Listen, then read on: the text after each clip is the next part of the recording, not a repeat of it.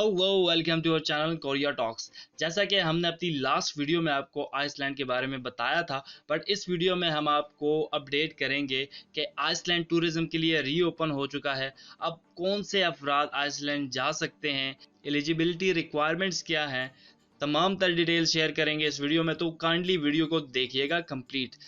तमाम नए आने वाले दोस्तों से गुजारिश है कि चैनल को कल सब्सक्राइब, क्योंकि हम इस चैनल पर ऐसे ही इंपॉर्टेंट अपडेट्स लेके आते हैं।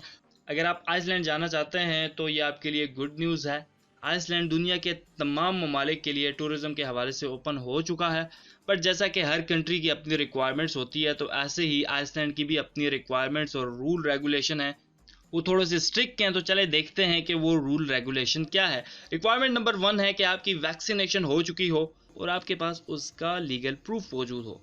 रिक्वायरमेंट नंबर 2 है कि आप इस मूजी बीमारी से रिकवर कर गए हों और आपके पास पॉजिटिव पीसीआर टेस्ट का प्रूफ मौजूद हो जो लास्ट 14 डेज से पहले का इशू किया गया हो।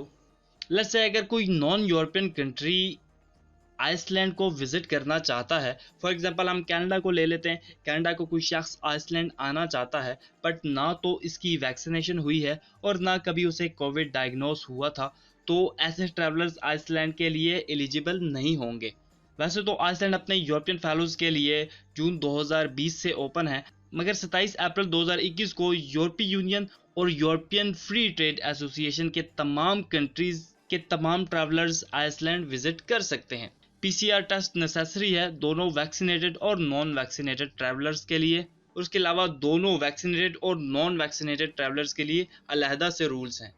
ऐसे तमाम ट्रैवलर्स जो लो रिस्क यूरोपीय यूनियन कंट्रीज या यूरोपियन फ्री ट्रेड एसोसिएशन या थर्ड पार्टी सेफ लिस्ट जैसा कि Australia, New Zealand, Rwanda, Singapore, south Korea, Thailand से आ रहे हैं, जिनकी वैक्सीनेशन नहीं हुई है और ना कभी उन्हें कोविड डायग्नोस हुआ था, ऐसे ट्रैवलर्स के 2 पीसीआर टेस्ट होंगे। पहला प्री फ्लाइट टेस्ट होगा और दूसरा अराइवल पीसीआर टेस्ट होगा। इसका मतलब ये है कि एक टेस्ट फ्लाइट से पहले करवाना होगा जो लास्ट 72 आवर्स में इशू हुआ हो, और दूसरा अराइवल पीसीआर टेस्ट होगा जो आइसलैंड पहुंचने के बाद किया जाएगा।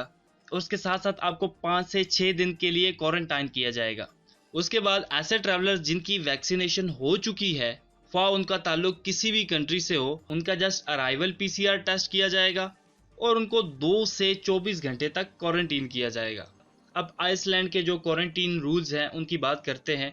नंबर फर्स्ट, 2 से 24 घंटे उन ट्रैवलर्स को क्वारंटीन किया जाएगा जो फुली वैक्सीनेटेड है।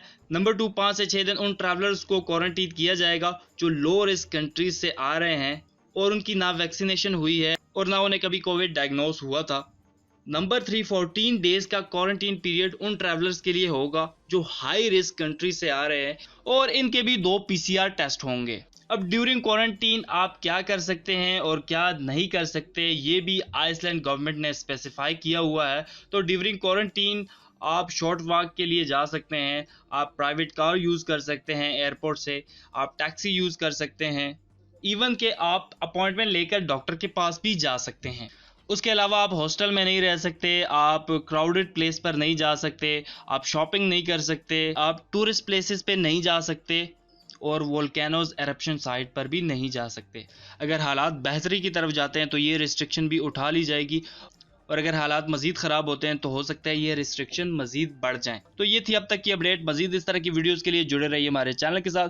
वीडियो को लाइक करें, चैनल को पहले सब्सक्राइब और नोटिफिकेशन बेल को भी ऑन कर दें। उससे होगा ये कि नेक्स्ट टाइम हम जो भी वीडियो अपलोड करेंगे उसका नोटिफिकेशन आप तक बर वक्त पहुँच जाएगा। तो मिलते हैं नेक्स्ट वीडियो में, तब तक के लिए गुड बाय।